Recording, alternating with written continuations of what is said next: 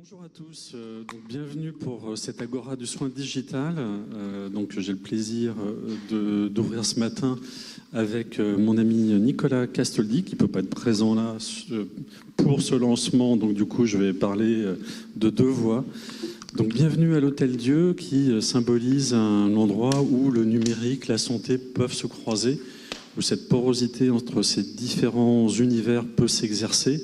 C'est un lieu qui a été maintenant de plus en plus adapté pour embarquer tout un écosystème du digital avec un incubateur, un programme qui embarque un certain nombre de startups en lien avec la PHP.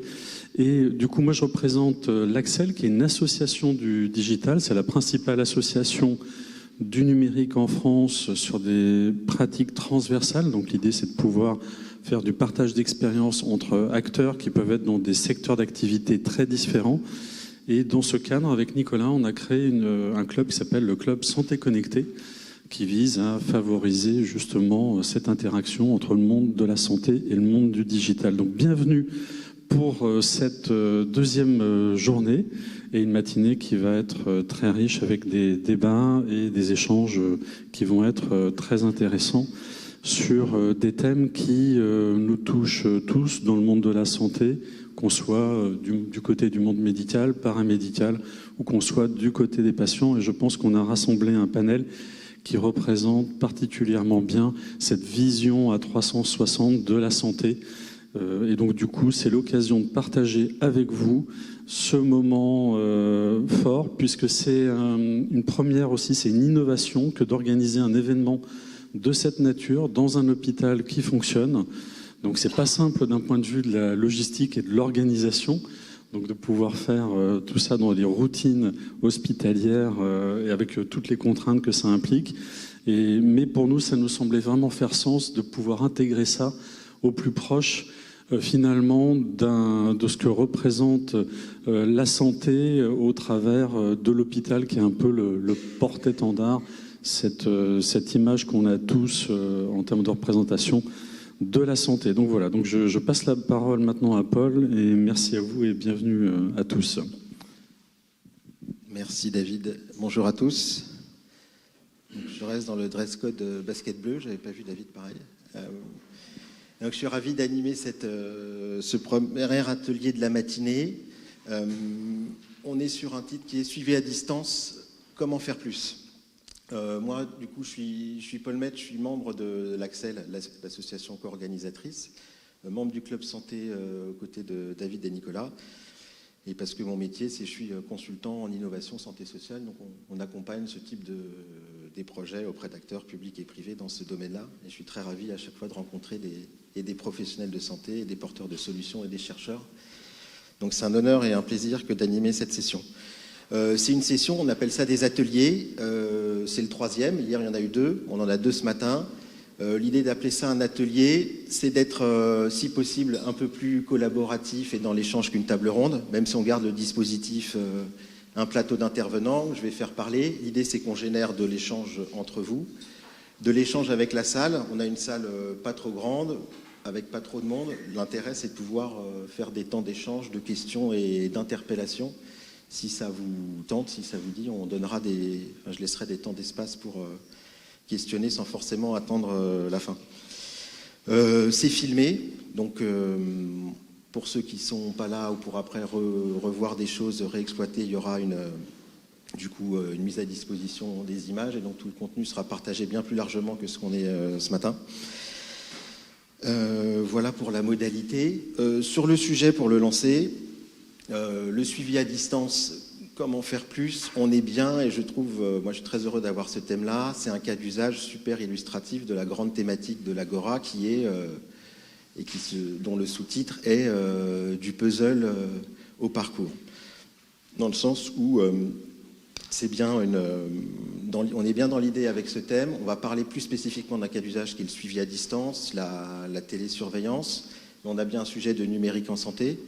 C'est une sous-partie de la e-santé, on est dans la télémédecine. Elle est intéressante parce qu'on va parler de numérique qui va jusqu'au domicile des patients, un numérique qui passe par la ligne primaire et les médecins généralistes, il y a un lien avec l'hôpital, il y a un lien avec la recherche. Donc on va pouvoir, au travers ce cas d'usage de je vais télésuivre des patients chez eux, aborder, j'espère, la plupart des grands enjeux de la e-santé. Le but de l'Agora et de ces ateliers, c'est d'être dans challenger les choses, apporter des idées, se questionner sur le potentiel, comment faire plus, comment faire mieux, mais aussi on a le droit de se parler des trucs qui vont pas bien, des choses à améliorer. Et je pense que ça serait intéressant aussi de se questionner sur comment une initiative comme At Hôtel Dieu, réunir des chercheurs, des médecins, des solutions dans un lieu comme celui-ci pourra apporter justement, pour être aussi un moyen de traiter les réponses qu'on va soulever. L'idée de partir sur le télésuivi, je vais introduire les différents invités de la matinée et puis ensuite on lancera les débats. Donc vous avez les noms, je fais le petit tour introductif et puis après on lancera les questions. Donc, je suis ravi que vous soyez tous présents ce matin. Alors les gens ne se sont pas assis dans l'ordre de la slide, mais c'est pas grave, je vais m'en sortir quand même. Merci au docteur Mathilde François d'être là avec nous, représentante de la médecine générale, donc un des maillons de la chaîne qu'on va avoir dans le télésuivi. Et l'intérêt, c'est d'avoir votre point de vue de praticien de terrain, de challenger les choses, de challenger les startups, je pense, et les solutions numériques dans la pratique médicale. Et c'est très intéressant pour enrichir et pimenter notre débat.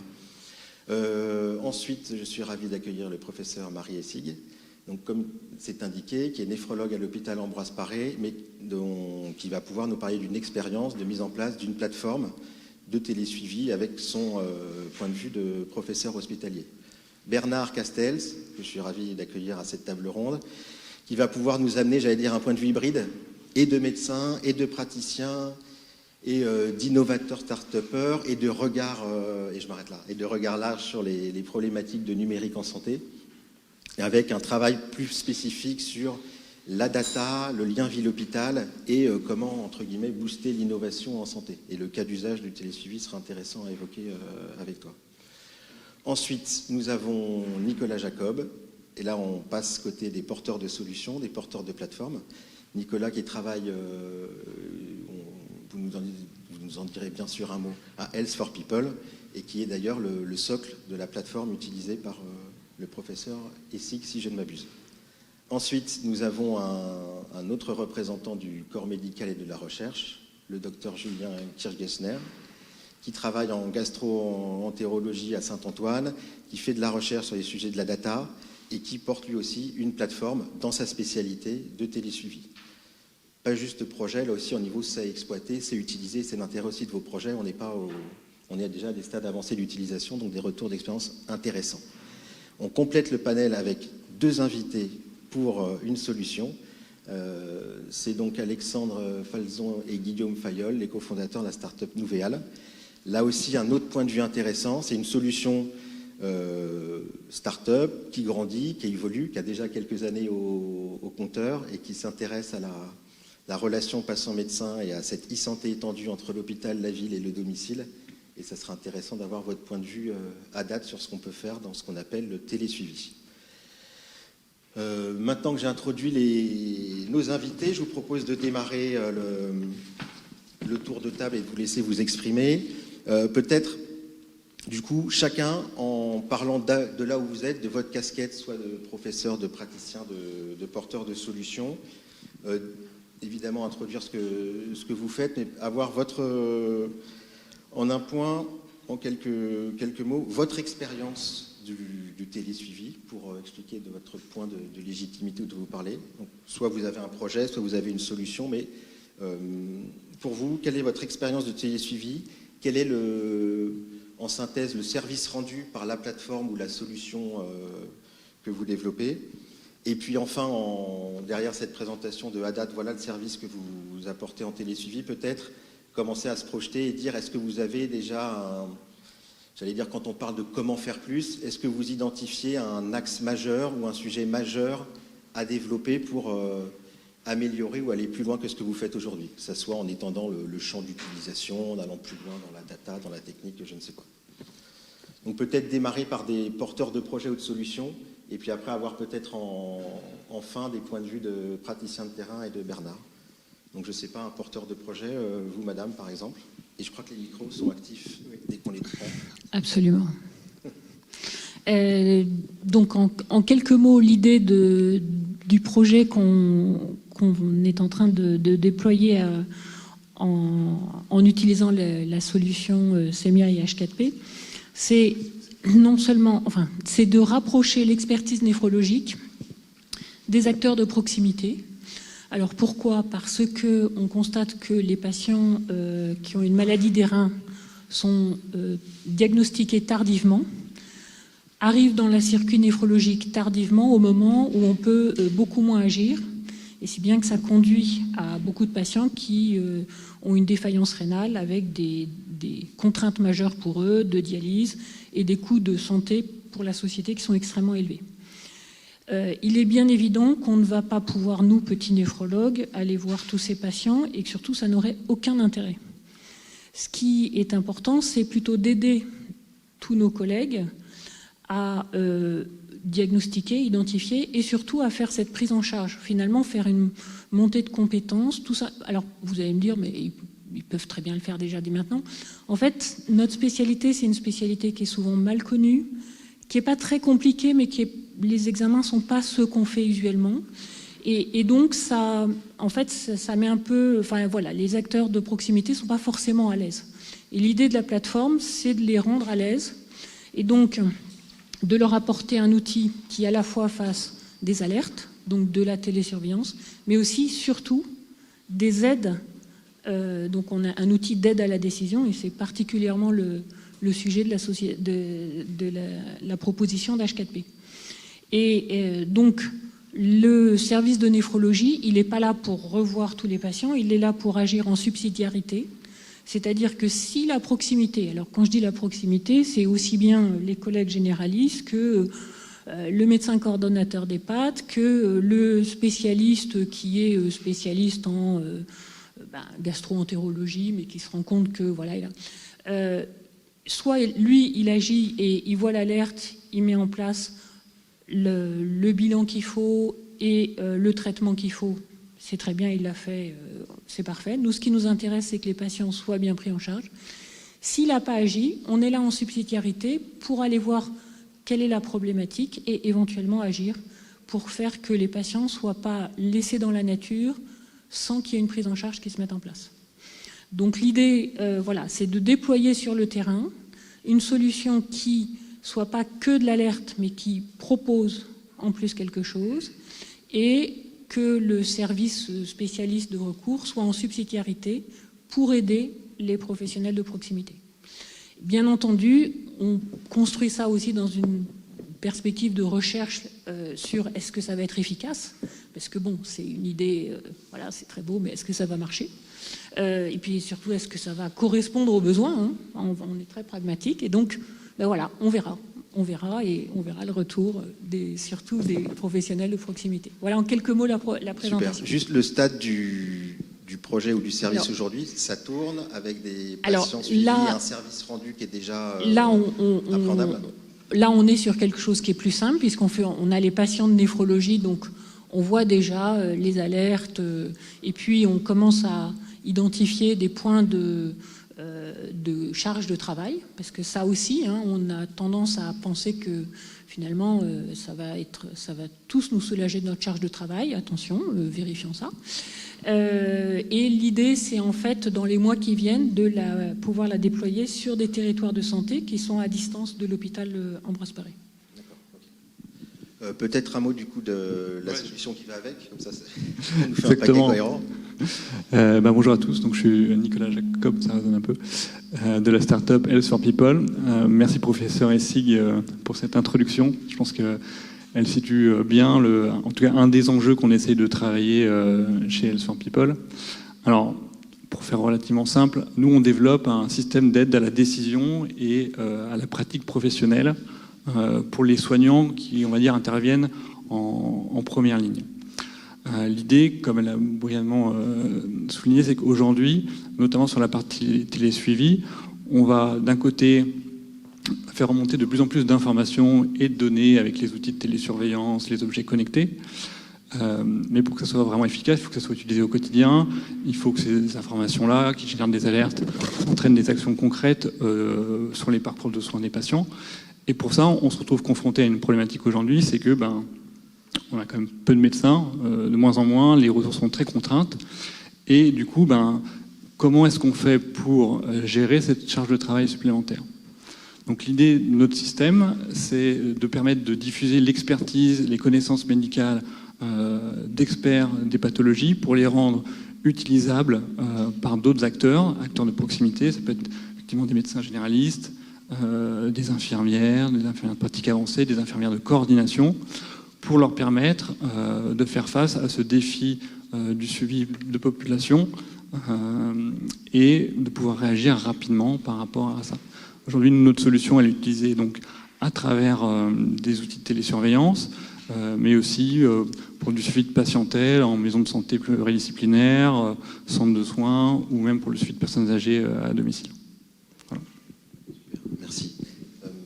Par rapport à la question, mais on pourra y revenir après, sinon, le projet, donc, il est en mode déploiement et élargir l'usage. Est-ce que par rapport à cette idée de travailler à des prospectives de services rendus plus élevés ou différents, vous avez déjà, à deux ensemble, sur la table, ou des idées de vers où il faudra aller, ce qu'il faudra compléter par rapport à votre service actuel, plus de choses chez le patient, plus de services à valeur ajoutée pour les médecins, ou c'est encore à... Je pense que le vrai challenge, ça va être de voir l'adhésion des professionnels à la proposition. Ouais, déjà.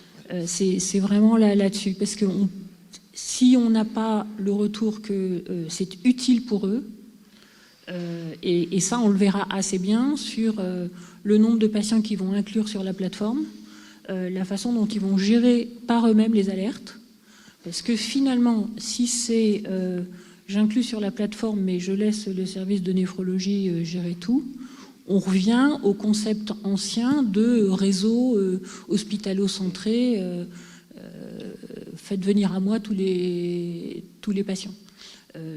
Donc, pour moi, ce sera vraiment la clé. Est-ce qu'on a fait un outil qui rend service ? Donc, ça va être de suivre de façon très précise l'adhésion des praticiens. Et comme je dis, de façon large, tous les gens, les professionnels à qui on va proposer les choses. Okay, super, merci. Peut-être du coup avoir aussi sur un autre projet, et le vôtre en l'occurrence, même topo, sur repréciser lequel il est, à quel stade il en est, quel service il délivre, éventuellement si déjà vous êtes dans la valeur ajoutée de demain, vers quoi vous cherchez. Ouais. Donc, bonjour à tous, donc, Julien Kirgesner, je suis gastro-entérologue à l'hôpital Saint-Antoine. Donc, moi je m'occupe des maladies inflammatoires chroniques intestinales. C'est une pathologie qui touche à peu près 300 000 personnes en France et qui survient chez l'adulte jeune, qui dure toute la vie, avec plusieurs problématiques. La problématique de l'histoire naturelle de la maladie qui évolue en fait par poussée entrecoupée de périodes de rémission, et la nécessité d'avoir des traitements majoritairement immunosuppresseurs qui sont donnés pour des périodes très longues, avec une balance bénéfice-risque des traitements à suivre de façon très précise, parce qu'ils sont associés évidemment à des bénéfices, mais à des risques potentiels, principalement infections sévères et risques théoriques de cancer. Et donc, on a développé dans notre service depuis 2017, on a implémenté une plateforme qu'on a développée en interne pour le suivi de ces patients. La plateforme, initialement, elle était vraiment à destination des soignants, médecins, infirmières, avec une spécificité pour l'outil qu'on a essayé d'emblée de créer de façon intégrée pour le soin et pour la recherche. Parce qu'on a évidemment une expertise universitaire et également une problématique de biobanking avec nécessité d'avoir des prélèvements de sel, de prélèvements de sang, avec tout le volet microbiote intestinal dont on parle beaucoup. Et dans notre thématique, ça nous permet de prédire potentiellement, de créer des modèles d'efficacité, de sécurité des traitements. Donc il y a toute un volet logistique qu'on a intégré à notre plateforme, et également être d'emblée dans une logique de possibilité de générer de l'information avec des données qui sont utilisables tout de suite pour améliorer la sécurité des traitements et connaître leur balance bénéfice-risque. Donc Cet outil il est utilisé maintenant pour la majorité des patients atteints de ces maladies à la PHP. Et donc maintenant, on est en train de développer un projet de télésurveillance, télésuivi, parce que pour l'instant, on est vraiment sur une plateforme qui est à destination des soignants. Donc nos problématiques, on a donc des patients qui peuvent avoir des pathologies, des poussées qui surviennent à minima à domicile, et donc on a déjà des études qui ont montré que traiter le plus tôt possible la poussée permet de diminuer le recours aux soins non programmés, comme des consultations d'urgence, des hospitalisations non programmées. Donc c'est réussir à développer une plateforme de surveillance où le patient va renseigner l'activité de sa maladie de façon régulière et créer des alertes par rapport à ça. On a également des outils connectés où on peut faire en fait des analyses de selles à domicile pour détecter en fait une inflammation très précoce dans les selles, avec des outils connectés qui nous permettent aussi de détecter une poussée vraiment au tout début. Un autre volet aussi qui nous paraît essentiel, et ça rejoint un peu ce que vous avez évoqué, c'est réussir à exporter une certaine expertise qu'on a dans les centres experts à des soignants dans des régions potentiellement en sous-densité médicale. Nous, on a quand même des patients qui viennent de loin et on voit qu'il y a un retard de prise en charge. Et sur leur lieu de vie, on n'a pas forcément les soignants qui peuvent les prendre en charge. Donc on a ce volet aussi de suivi à distance des patients et la capacité d'interagir avec les professionnels de santé sur place et les malades en même temps. Le volet technique de la plateforme, il est développé en interne ou avec une ou des startups juste pour l'instant, on est en interne. On a tout développé en interne à Sorbonne Université puis à la PHP actuellement. Donc on est hébergé à la PHP et donc on est encore en phase de réflexion pour savoir avec quel acteur on va continuer à travailler sur le volet surtout télésurveillance. Ok, super. Merci. Du coup, on peut continuer dans ce sens-là, puis on reviendra par ici. Du coup, votre point de vue, porteur de solutions, et même topo par rapport au sujet du jour, en rappelant d'abord peut-être évidemment votre activité et sur quoi portent vos solutions, comment vous appréhendez cette notion de télésuivi. Et on l'a vu, on est à la fois des choses à faire chez le patient, au premier recours, à l'hôpital, la recherche. Comment vous vous positionnez là-dedans ? Alors, donc Alexandre et Guillaume, cofondateurs de la société Nouvéal. Alors c'est vrai que nous, on expérimente toujours, mais on a quand même beaucoup de cas d'usage qui ont été, pour le coup, maintenant des expériences. Ça fait depuis 2015 qu'on met à disposition donc une plateforme de télésuivi qui permet d'accompagner le patient aussi bien sur son parcours administratif que médical. On a commencé de façon très, je dirais, généraliste à adresser du télésuivi et de la télésurveillance pour des patients qui sont en chirurgie ambulatoire. Donc on restait pour le coup sur plutôt une population importante et diverse. Et puis petit à petit, au-delà je dirais de l'ambulatoire, on a adressé des pathologies. On devient multipathologie. On fait aujourd'hui du suivi en cancérologie, on fait du suivi en cardiologie, on fait du suivi sous tout type de domaines médicaux, et on s'est fait remarquer par une expérience qui nous a permis de prendre un virage et surtout qui nous a permis d'avoir beaucoup de recul sur des plateformes de télésurveillance à travers la plateforme Covidom. On pourrait d'ailleurs demain arrêter de présenter Nouvéal et plutôt parler de Covidom, ce serait plus simple. On comprendrait ce qu'on fait. Et c'est vrai que cette expérience, elle est pour le coup très intéressante parce qu'on a rencontré en fait l'ensemble des verrous qu'on avait auparavant, qui pour le coup, dans le cadre d'une crise sanitaire comme celle qu'on a rencontrée et vécue, ça a été différent et on a pu aussi, avec une volumétrie importante, se rendre compte de l'efficience de ce type de solution. Et à la fois, au-delà de l'efficience, il y a aussi encore beaucoup de choses à faire et beaucoup de choses à regarder ensemble. Peut-être le coup de rappeler en deux mots. Je vais en parler. La plateforme Covidom, c'est en fait mars 2020, la PHP qui, à travers le ministère de la Santé, la DGOS et aussi l'ARS, nous a sollicité pour mettre à disposition donc une plateforme de télésurveillance qui allait prendre en charge les patients qui étaient atteints du Covid sur des formes non graves. L'idée, c'était quoi? C'était surtout de désengorger les établissements de santé, de désengorger les SAMU, mais aussi de désengorger les cabinets médicaux et les généralistes donc qui ont participé en fait à ce projet. On a quand même suivi un peu plus de 3 500 000 personnes sur le territoire de l'Île-de-France, parce que c'est une solution qui a été au départ implémentée en Île-de-France. Ensuite, on l'a déployée dans d'autres établissements de santé sur le territoire français.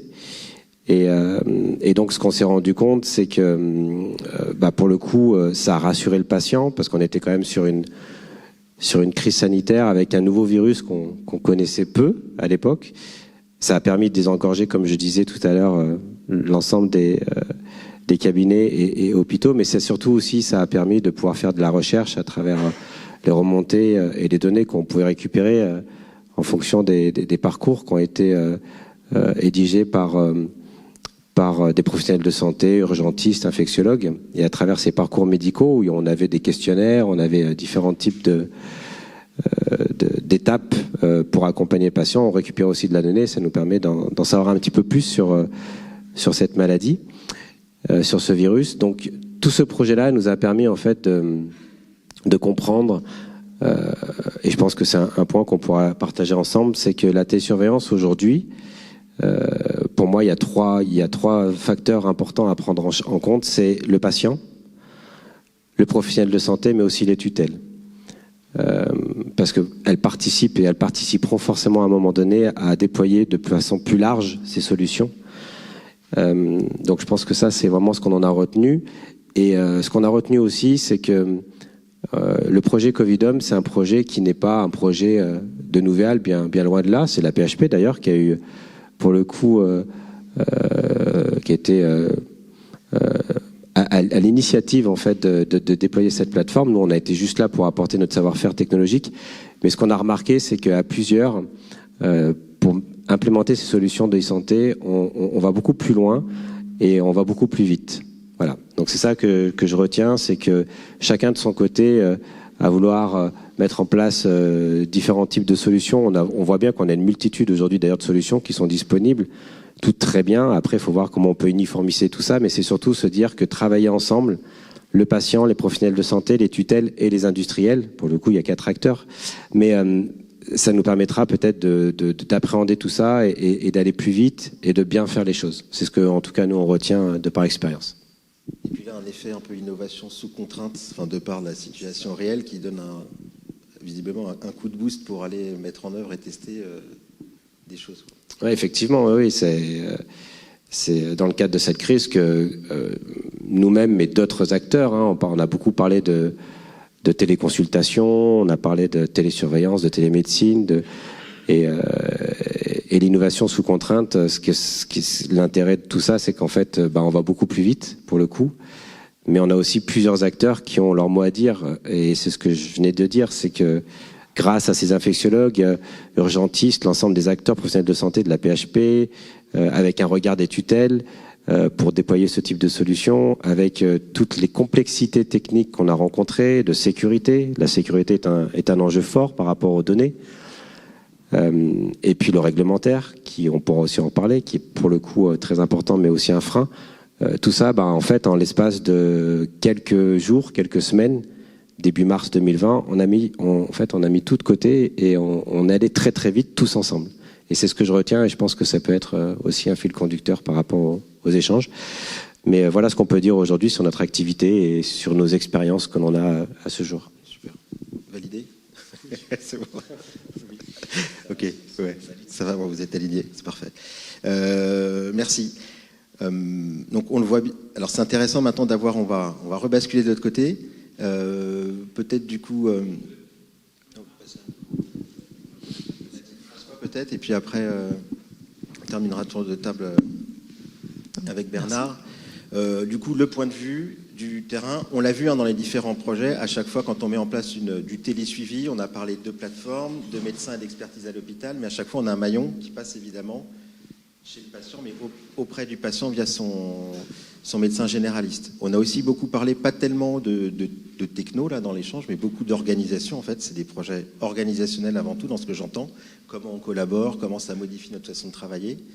Et du coup, le regard étant plutôt au niveau du soin primaire.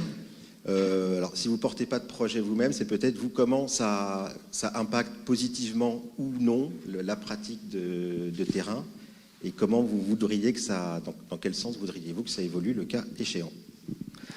Merci beaucoup pour votre invitation. Quand le professeur Essig m'a demandé si je voulais venir, je lui ai dit mais pourquoi moi ? Je ne comprends pas, puisque je n'utilise pas d'objets collectés et j'en veux pas. Voilà. Voilà le pourquoi. J'ai compris après pourquoi moi. Voilà. Donc, du coup, on a une petite réunion préparatoire, donc je vais porter ma parole et puis celle de mes confrères, parce que je suis au département de médecine générale de l'université Versailles-Saint-Quentin, et donc on en a discuté hier. Et donc c'est quand même 100% de mes confrères qui n'en veulent pas, donc c'était voilà, c'est quand même un petit peu important de le partager. Alors n'en veulent pas, je suis un petit peu provocatrice volontairement, mais voilà, pour nous, il y a une difficulté importante dans ces objets connectés. Si le suivi nous arrive, c'est quand est-ce qu'on regarde ça ? Et en fait, ça c'est vraiment une journée type compliquée. On finit à 20h30, pas de bol, on a un patient qui est décédé, il faut qu'on aille faire le certificat de décès, on va finir, il est 22h. Clairement, on va oublier d'aller regarder ce truc-là. Et s'il y a un patient, une alerte rouge qui meurt, quelle est notre responsabilité ? Et ça, pour nous, c'est un vrai frein et c'est vraiment, vraiment, vraiment bloquant. Vous m'avez demandé même d'être plus précis, donc j'ai demandé, non pas à ma maison de santé, mais à mes confrères, parce que j'en ai à Trappes. Et à Trappes, on pourrait dire que c'est une population extrêmement défavorisée, donc de ce type d'éléments pourrait les aider pour suivre ces patients avec parfois des problèmes de communication importants. Et pour eux, c'est la même chose, la responsabilité et puis le temps. Voilà, donc oui, à Trappes, ils sont un petit peu moins négatifs, on va dire, que nous, si c'est une IPA ou une infirmière qui récupère et qui nous prévient seulement s'il y a un souci. Voilà. Après, l'autre chose et l'autre frein que moi j'y vois, c'est que on fait essentiellement du suivi de pathologies chroniques. Si on prend de l'hypertension, mon objectif n'est pas qu'il y ait un objet connecté qui m'envoie ces tensions, mais c'est d'éduquer mon patient, qu'il comprenne quels doivent être ses chiffres tensionnels, et que ce soit lui qui prenne contact avec moi si jamais il y a un souci. On est en médecine générale, mon délai de consultation il est dans la journée si c'est urgent, dans la semaine si c'est une urgence relative. Donc on n'est pas sur des temps qui sont très très longs. Mon patient il a un vrai problème, il est rappelé rapidement, mon secrétariat fait son travail. Et ils sont tous rappelés dans la journée quand ils ont un souci. Donc en fait, de rajouter une interface électronique, pour moi, j'ai du mal à en voir l'utilité. Voilà. Alors Covidom, on nous l'a proposé. J'ai eu beaucoup de mails pour me dire que mes patients étaient sortis de Covidom. Voilà. J'ai choisi, mais c'était un choix de moi-même ne pas faire les inclusions parce que c'est un suivi que je voulais faire moi-même. Il y avait une interface, il y avait quelqu'un d'extérieur qui, s'il y avait un problème, rappelait mon patient. Bon, en fait, mon patient, moi, je lui expliquais les exercices qu'il allait faire dans la journée, me rappelait s'il y avait un problème, quelles étaient les consignes pour me rappeler, quelles étaient les consignes pour passer me voir, et j'ai eu aucun souci avec mes patients, et on n'a eu qu'un seul médecin on est nombreux dans notre maison de santé, on est 16, un seul qui a utilisé Covidom et qui a inclus lui-même des patients dans Covidom. Voilà, donc on connaissait la solution, j'en loue toute la qualité, et je pense qu'elle a aidé beaucoup de nos confrères. Voilà, et on a même appris grâce à vous que certains de nos patients avaient le Covid quand ils n'ont pas été diagnostiqués chez nous. Voilà, mais c'est pas quelque chose vers lequel on va se tourner quand on est sur de la médecine de proximité. Ça rajoute une interface avec nos patients, et au contraire, nous ce qu'on va chercher, c'est vraiment quelque chose de personnalisé, du tête-à-tête. Et donc voilà, après. Je suis pas opposé au progrès, loin de là, mais il faut trouver quelque chose où notre responsabilité est pas engagée et quelque chose dans lequel l'humain reste largement prépondérant avant la machine. Ouais. Alors si je peux me permettre, je vous rejoins pour le coup, parce que c'est vrai qu'aujourd'hui on pourra peut-être être témoin, parce qu'on a eu l'expérience en fait depuis maintenant un peu plus de 7 ans. Covidom, en fait, pourquoi ça a marché sur l'Île-de-France ? Tout simplement parce que l'Île-de-France et à travers la PHP, ils ont souhaité externaliser le suivi. En fait, vous étiez là juste, excusez-moi de l'expression juste, mais dans le cadre d'une crise sanitaire où on voyait qu'il y avait une multitude de personnes touchées par ce virus. L'idée, c'était d'inclure et de vous permettre de faire votre travail et bien évidemment d'accompagner au mieux vos patients, mais d'inclure les patients qui, pour le coup, n'étaient pas sur des formes graves, mais de leur permettre aussi d'avoir un suivi. Et ce suivi était pris en charge par une plateforme humaine de télésurveillance, pour le coup, au sein de la PHP. Et en Île-de-France, ça a marché grâce à ça. Et là où je vous rejoins, et pour le coup, c'est un peu paradoxal, parce que notre objectif, nous, c'est quand même de vendre des solutions de télésurveillance. en étant industriel. Sachez qu'on a essayé de déployer la plateforme Covidom sur l'ensemble du territoire auprès de la médecine de ville et ça n'a pas marché. Pourquoi ça n'a pas marché? Parce que, premièrement, une plateforme, c'est certes intuitif et ça permet beaucoup de choses, mais s'il n'y a personne derrière qui est en capacité et qui a le temps d'aller de l'utiliser et d'aller regarder le parcours de ses patients, d'aller gérer les alertes, ça n'a pas de sens, premièrement. Deuxièmement, je vous rejoins sur le fait de la responsabilité. À partir du moment où on a une plateforme qui génère des alertes qui soient orange, voire rouge, et que ces alertes-là ne sont pas gérées, où est la responsabilité pour le coup là du professionnel de santé qui a souhaité mettre en place ce type de solution?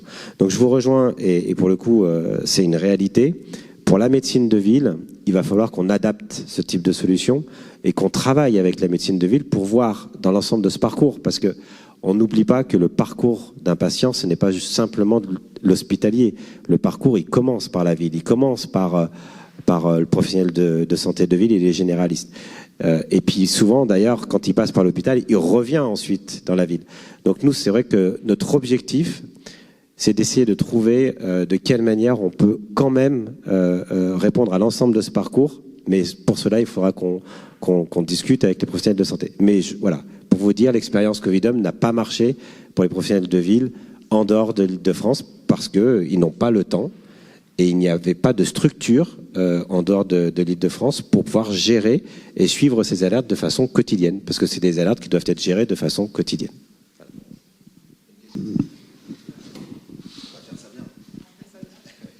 Merci beaucoup. Oui, j'avais une question toute bête. En fait, ce que j'ai pas compris dans votre solution, dans votre plateforme, c'est quel est le point d'entrée? Parce qu'on a bien compris que l'objectif, c'était finalement d'apporter des éléments aux médecins généralistes ou infirmières pour prendre en charge les patients, y compris dans un but diagnostique. Mais du coup, quand est-ce que les patients rentrent dans la plateforme? Enfin, voilà. Quelle est la porte d'entrée, concrètement? La porte d'entrée, c'est le professionnel de proximité. D'accord, donc c'est lui qui doit faire la démarche. Alors, et donc, du coup, voilà. Ça m'amène à la... Mais c'est le professionnel de proximité de façon large. En fait, c'est, par exemple, ça peut être la CPAM qui fait un bilan de santé et qui s'aperçoit qu'il y a une fonction rénale qui est un petit peu diminuée et qui, à ce moment-là, inclut le patient sur la plateforme pour que cette anomalie qu'elle a détectée puisse être suivie. Ça peut être le médecin coordinateur d'un EHPAD, ça peut être le médecin d'un hôpital, je vais prendre, pour être dans la zone de Mathilde, de l'hôpital de Trappes ou de Plaisir, qui, en gériatrie, qui n'est pas non plus, enfin, qui souhaite avoir une aide pour pouvoir prendre en charge son patient. Et c'est une question très intéressante que vous me posez, parce que c'est justement dans ce que vous m'avez dit au début, c'est qu'est-ce qu'il faut faire. C'est là où moi, aujourd'hui, je propose quelque chose. Quand j'en parle dans différents secteurs, les gens sont très enthousiastes, mais après, je ne sais pas s'ils vont inclure. Et ça, ce sera un point qu'il faudra qu'on analyse. Pourquoi est-ce que, si on propose quelque chose, ils n'incluent pas, ça voudra dire que notre solution ne leur apporte rien. Et donc, moi, encore une fois, je suis face à une difficulté de diagnostic et de prise en charge des patients qu'aujourd'hui, on n'a pas résolu. Toutes les approches qu'on a eues en néphrologie, pour l'instant, ne nous ont pas permis de diagnostiquer plus tôt et de prendre en charge plus tôt les patients. Donc, je me dis, l'outil numérique, la plateforme d'appui, l'outil d'aide à la prescription, par exemple, devant un bilan altéré, un petit peu. Le médecin généraliste n'est pas, et je comprends totalement, n'a pas l'ordonnance type à faire. Donc lui, il va être obligé d'aller appeler un collègue pour demander l'ordonnance type. Si la solution lui donne tout de suite, à côté de l'alerte, voilà l'ordonnance que vous faites, et puis voilà, vous revoyez le patient avec ça, peut-être qu'il va l'utiliser. Voilà, c'est un peu une hypothèse de voilà. Juste, ouais, mais je suis d'accord avec vous que c'est l'une des difficultés. On lève un sujet là sur l'inclusion, c'est intéressant. Peut-être vous voulez dire. Par rapport à la difficulté de l'adhésion, ce type d'outil, je pense qu'aussi une des difficultés majeures, c'est la double saisie de l'information. dans le cadre du soin sur notre système d'information local et après sur une plateforme annexe. Et donc c'est vrai que nous, on a eu cette problématique d'emblée sur la recherche parce qu'on saisit des données sur des bases de données pour faire notre recherche, alors que dans le cadre du soin, c'est des informations qu'on collecte, et donc c'était un des freins majeurs, donc on a essayé de monter cette plateforme d'emblée pour que toutes les données saisies dans le cadre du soin puissent être utilisées pour la recherche. Et on peut transposer ça dans le cadre du soin avec une autre plateforme numérique. Comment on fait pour faire en sorte que les données qu'on a saisies au cours de la consultation, elles s'implémentent sur la solution numérique, et donc ça nous permet de calibrer les alertes, et je pense que c'est une des limites aujourd'hui majeures. Je suis complètement d'accord sur la difficulté, et il faut l'interconnexion avec des données, les données de biologie. Il ne faut pas qu'il y ait d'intervention ni du professionnel de santé ni du médecin pour pouvoir transférer un certain nombre de données, parce que ça lui fait une charge de travail en plus qu'il ne fera pas.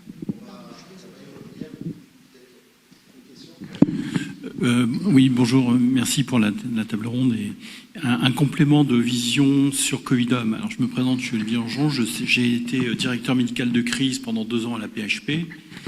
Et on peut entendre, et c'est tout à fait légitime ce que vous avez dit, je le comprends parfaitement, mais aussi il faut prendre en compte des patients qui n'avaient pas de médecin traitant, qui n'avaient pas de suivi. Et pardon de le rappeler, en Ile-de-France, bon nombre ont comme médecin traitant SOS médecin ou les urgences.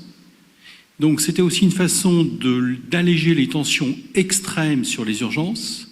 C'était aussi une façon de ramener certains patients dans un circuit et un parcours logique et normal et adapté avec remise en charge de médecins traitants.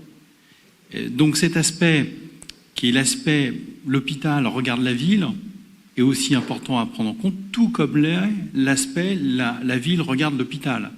Donc cet aspect Covidom n'est pas aussi négatif, au moins vu de notre point de vue hospitalier, sachant que ce qui est intéressant dans cette expérience, c'est aussi la façon, et vous l'avez rappelé parfaitement, dont ça a été monté en fast track, de façon exceptionnelle, grâce à la participation de tous. Donc je voulais juste apporter ce petit point complémentaire qui était la vision de l'hôpital pour la ville, complémentaire de la vôtre. Bonjour, merci beaucoup pour cette table ronde et cette discussion ouverte. Marie-Pia Dorto, je suis médecin à l'hôpital Bichat, je suis pneumologue et somnologue, c'est-à-dire que je m'occupe de pathologie du sommeil, et par ailleurs très impliquée, si je puis dire, dans le Digital Medical Hub, dans son volet académique. En fait, en écoutant tout le monde parler, j'étais très intéressée par la réaction de notre collègue, le docteur François.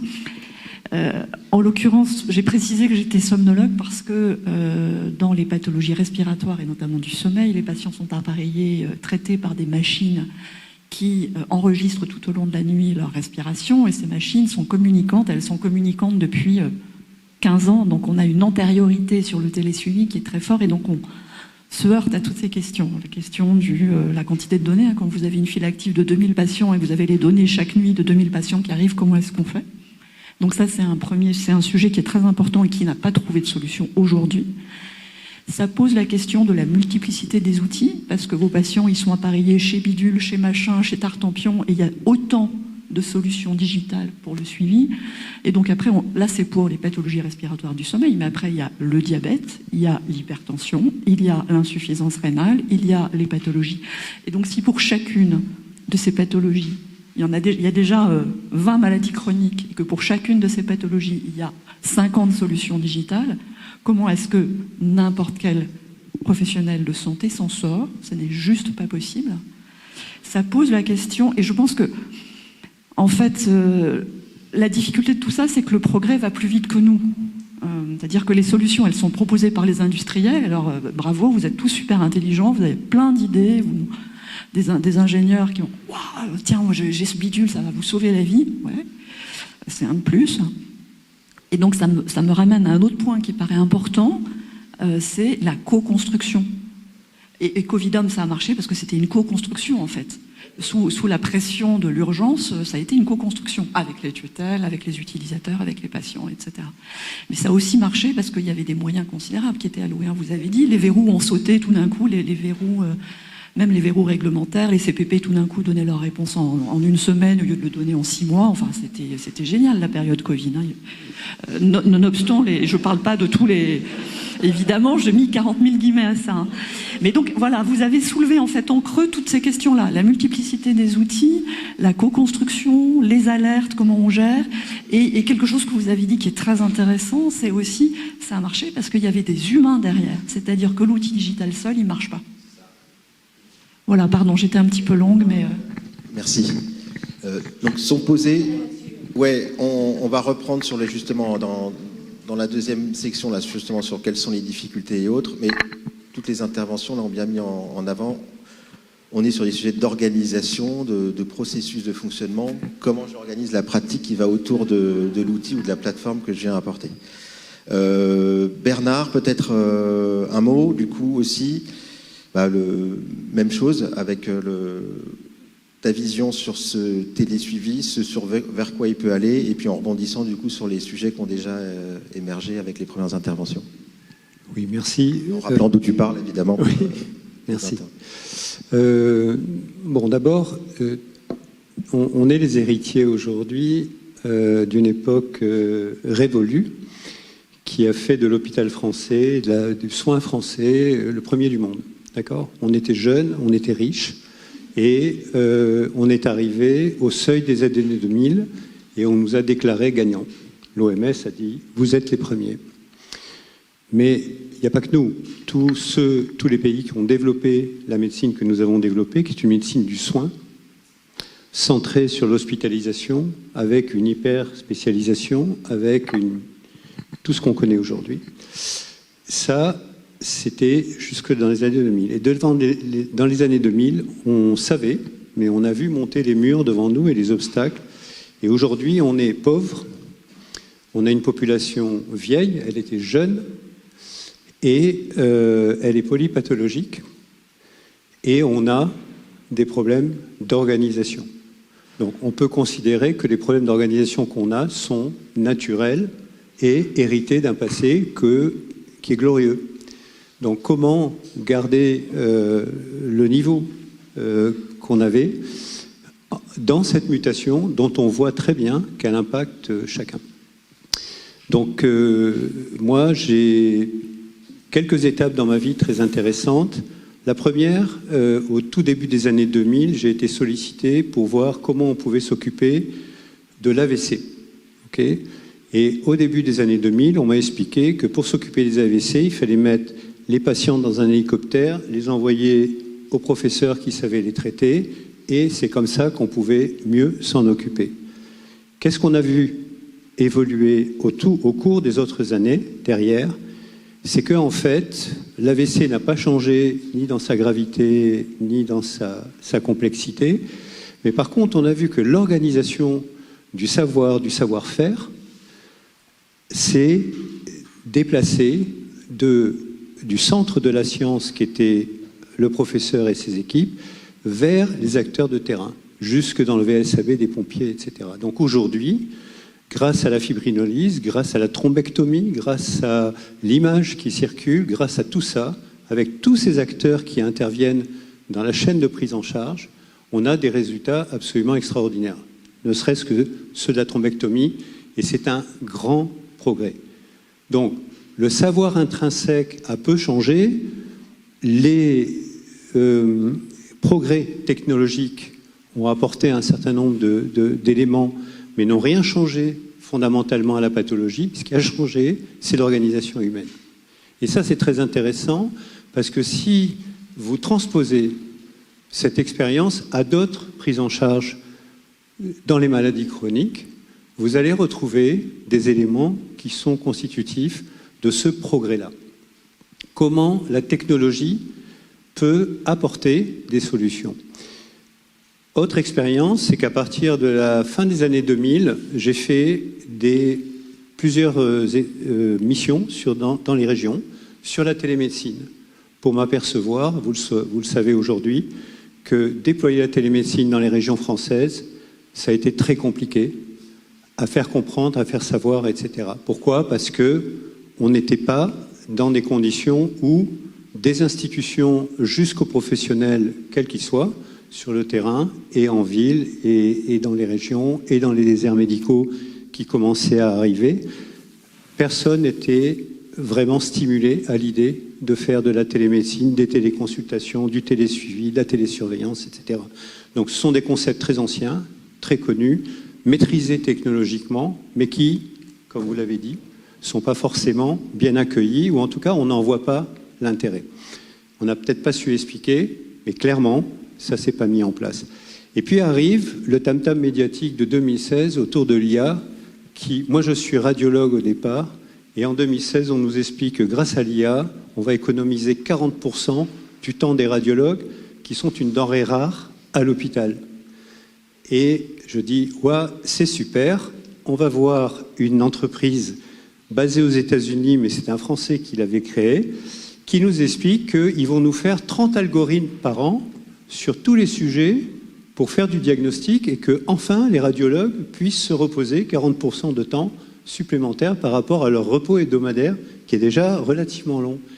Et donc, je dis, bah, chouette, on va regarder et on va discuter avec ces gens et on va leur demander comment ils vont faire 30 algorithmes par an sur l'IRM, le scanner, l'écho, etc., etc. Bon, je vous rassure tout de suite, en 3 ans, on a fait un algorithme. Et encore, il ne marche pas très bien.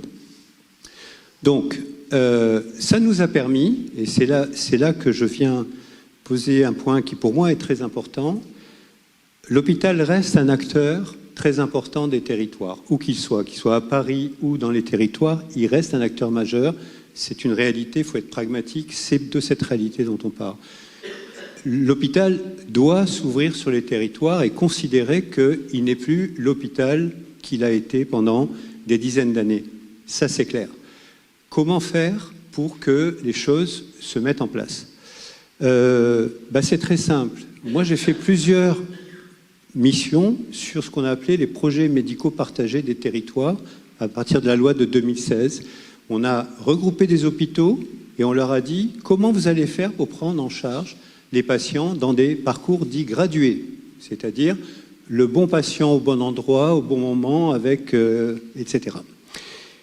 Eh bien, quand tout le monde est d'accord, quand les gestionnaires sont d'accord, quand les docteurs sont d'accord, quand les infirmiers sont d'accord, quand la médecine de ville travaille avec l'hôpital, et que tous ces gens-là sont capables de se mettre d'accord sur comment on va s'occuper des patients dans le Hainaut-Cambrésis, eh bien, il manque un tout petit détail, c'est qu'ils ne peuvent pas échanger de données.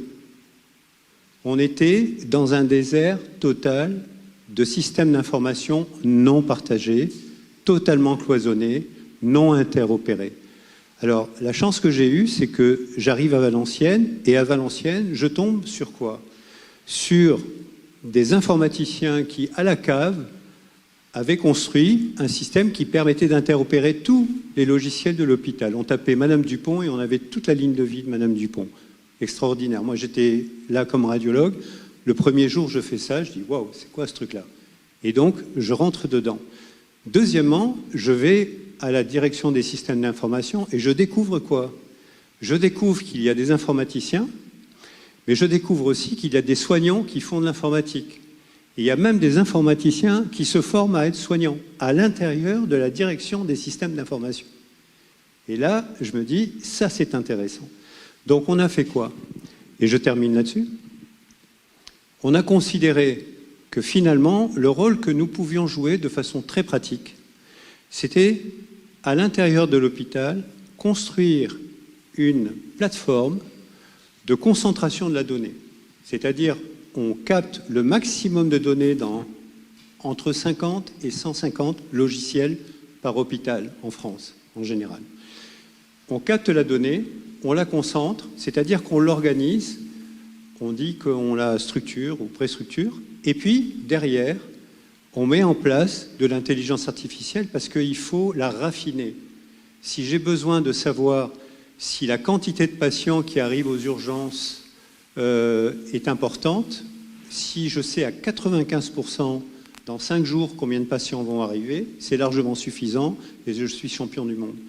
Si je dois répondre à un chercheur qui a besoin d'une donnée très précise pour construire sa cohorte, je dois lui donner la donnée très précise. Donc, quand je raffine, dans cette plateforme, je dois aller très loin. Le résultat de tout ça, c'est quoi? C'est que ça répond à tout ce qu'on vient de se dire ici. C'est-à-dire qu'au fond, les industriels et tous ceux qui ont eu des idées, de bonnes idées, c'est le cas des gastro-entérologues à Saint-Antoine et puis vous, les néphrologues, vous avez eu des idées concernant vos activités. C'est-à-dire qu'en fait, avec les solutions techniques, vous avez reproduit l'organisation telle qu'elle est. C'est-à-dire vous êtes plaqué sur la réalité qui consiste à dire, si je réponds à cette verticalité, cardio, gastro, etc., alors je réponds bien. Et je pose une question et je termine avec cette question. On a mis 30 ans à interopérer à l'intérieur des hôpitaux, mais pas que, avec la ville, etc. On a mis 30 ans à essayer d'interopérer les données entre différents éditeurs qui chacun nous ont posé une solution verticale. Je pose la question, est-ce qu'on va mettre 30 ans pour passer de la solution de suivi des gastro-entérologues à celle des néphrologues, à celle des etc., etc., etc. Et ça nous pend au nez. C'est-à-dire qu'il faudra, et c'est le choix que nous avons fait, notre solution est installée aujourd'hui dans le GHT d'Orléans, on a fait le choix de dire il faut une plateforme générale qui permette de sélectionner les données dans des conditions suffisantes et que l'on nourrisse à ce moment-là les solutions IA, expertes, etc., etc. Si, alors, merci pour cette, je dirais, réalité. C'est très clairement ce qui se passe, c'est une réalité, tout ce que vous venez de dire. Je me permets juste on est au bon endroit, je pense, à travers les murs de l'Hôtel-Dieu, de rappeler qu'on est dans le même objectif que vous, à travers le projet HAT, Hôtel-Dieu, qui a pour idée de répondre à plusieurs verrous dont on a parlé. Je vais en citer juste 2 pour l'instant. Le premier, c'est de travailler ensemble, professionnels de santé, bien évidemment aussi les patients, mais avec les industriels et les tutelles, et de voir ce qu'on peut faire ensemble pour aller plus vite et en tout cas aussi répondre à un vrai besoin, et non pas juste de dire je suis un industriel, j'ai des objectifs purement financiers, j'ai un modèle économique et j'avance, ça marche pas. Et le deuxième point qui est très important, c'est que l'objectif du projet à Hôtel-Dieu, c'est vraiment le premier objectif, c'est de faire en sorte à ce que l'ensemble de ces multitudes de solutions qui existent, et qui sont toutes, comme je l'ai dit tout à l'heure, pertinentes, puissent exister ensemble. Et donc, l'idée, c'est d'horizontaliser à la fois de l'intermédiation technique, qui est là purement technique à travers de l'interopérabilité, de rendre ça beaucoup plus simple, mais aussi d'intermédier les logiciels et d'avoir une plateforme logicielle qui va pouvoir intégrer un nombre infini de verticales et d'avoir un seul accès pour le patient, un seul accès pour le professionnel de santé et d'avoir une multitude de parcours. Ça, c'est un défi, hein. Je ne dis pas qu'on va y arriver, c'est un défi avec plusieurs industriels, c'est vraiment, je dirais, l'objectif principal de ce programme qui va se faire sur 3 ans. Comme quoi, il y en a qui ont déjà réfléchi, qui sont un peu en avance. C'est intéressant de pouvoir le partager et d'échanger aussi. Parce qu'après, il y a d'autres dimensions qui rentrent en compte. On va parler de la télésurveillance de demain avec sa prise en charge. Il y a beaucoup de sujets qui vont venir. Mais voilà, c'était pour aussi faire une petite attention à ce projet qui est d'ailleurs mené par Nicolas Castaldi et différents acteurs de la PHP. Et je pense que c'est important qu'on puisse avancer ensemble aussi sur ces sujets. Juste un complément, mais je suis entièrement d'accord. Le complément, c'est que il faut créer dans les hôpitaux, mais des hôpitaux projetés vers la ville, il faut créer aussi ces interfaces avec des acteurs de territoire qui sont aujourd'hui parfaitement en capacité, de fournir des outils, en quelque sorte, alors qui parfois peuvent paraître complexes, voire inutiles, voire utile selon les différents publics auxquels on s'adresse. Ce qui est certain, c'est que on parle aussi de données de vie réelle, c'est-à-dire au fond, qu'est-ce qui donne de l'importance au suivi de telle ou telle maladie, vous l'avez rappelé, c'est la vie réelle, c'est comment ça se passe à la maison, comment ça se passe tous les jours, et quels sont les signes d'alerte, par exemple, quels sont les profils de patients qui vont poser plus de problèmes que d'autres, etc. Et ces données de vie réelle, évidemment, on va pouvoir les capter. Alors, je ne suis pas sûr que ce soit toujours les IoT, je suis d'accord, mais par contre, on va pouvoir les capter à travers des acteurs qui, eux, fournissent un certain nombre de solutions pour suppléer à des médecins généralistes qui sont surchargés, des autres soignants qui sont surchargés, des patients qui n'ont pas de médecin traitant, etc. Et donc, c'est ce lien entre des solutions à l'hôpital qui sont ouvertes vers des solutions sur le territoire, ce que vous faites en particulier, et qui permet, mais d'autres le font aussi, et qui permet effectivement d'élargir le champ pour couvrir le besoin. Je terminerai juste par un détail qu'a rappelé hier Nicolas, c'est que le patient est informé aujourd'hui très clairement de sa capacité à obtenir de l'expertise. Il sait exactement où elle est l'expertise. Donc on ne peut plus dire on va emmener l'expertise quelque part. Le patient est déjà au courant que cette expertise existe quelque part. Donc l'idée, c'est de créer un lien, entre guillemets, plus naturel entre le besoin du patient, évidemment les gens qui s'occupent de lui quand il est dans son environnement naturel, enfin normal, et l'expert qui peut être effectivement à distance le plus souvent puisqu'ils ne sont pas très nombreux. Vous reprenez la parole, mais du coup, ça me permet de faire le. On est parti là sur une. Ce qui est intéressant, c'est de développer du coup quels sont les. Et puis que vous puissiez en parler vu de vos projets respectifs par rapport aux deux projets hospitaliers qu'on a.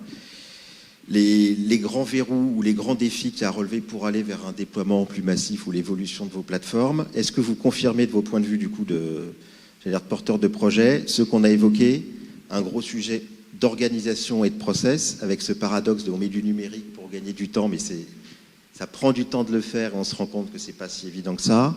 Des problématiques d'architecture, comme ça a été évoqué, même si c'est un sujet technique, il est fondamental de savoir, et c'est la notion du fameux puzzle, quoi.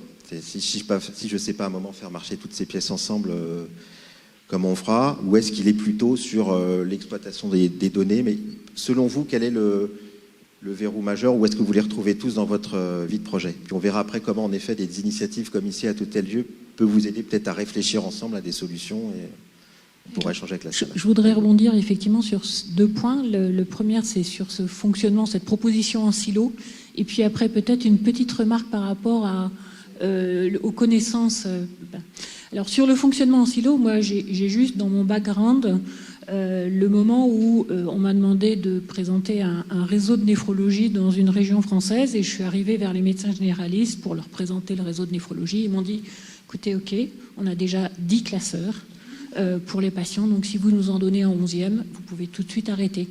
Et là j'ai dit, non, moi je ne vous donne pas de classeur, je vous donne juste un numéro de téléphone où vous appelez. Voilà. Donc, pour dire que, effectivement, je pense que c'est un point crucial. Je trouve votre approche extrêmement intéressante. Ok, l'approche technologique va peut-être nous permettre de faire une grande base de données, mais après, il va falloir qu'on interface chaque filière, c'est-à-dire que vous avez aussi levé le point de l'humain. C'est-à-dire qu'on peut avoir une très grande plateforme qui rassemble toutes les informations du patient, toutes ces alertes. Mais finalement, malheureusement, il va falloir quand même qu'il y ait une compétence IPA néphrologique qui soit présente, qui puisse se connecter. Et puis, il faudra qu'il y ait une compétence IPA gastro-entérologique. Je dis IPA parce qu'on parle beaucoup de ces... Voilà. Donc, je trouve que c'est effectivement un vrai challenge de combiner à la fois, enfin, de surtout pas reproduire ce qu'on a eu dans les réseaux, c'est-à-dire les 11 classeurs, et qui peuvent être produits de façon numérique, je pense, exactement de la même façon. Donc ça, c'était ma première remarque. Ma deuxième remarque par rapport je trouve que c'est une vraie question qu'on a actuellement et qu'on se pose, enfin que moi je me pose en tant qu'enseignante. Quand on était sur les bancs d'un amphithéâtre, accéder à l'information était très compliqué. Le textbook dans la bibliothèque universitaire il était toujours pris par le voisin. Et donc, c'était compliqué. On devait apprendre par cœur beaucoup de choses. Maintenant, nos étudiants, ils ont tout. Ils ont toutes les propositions.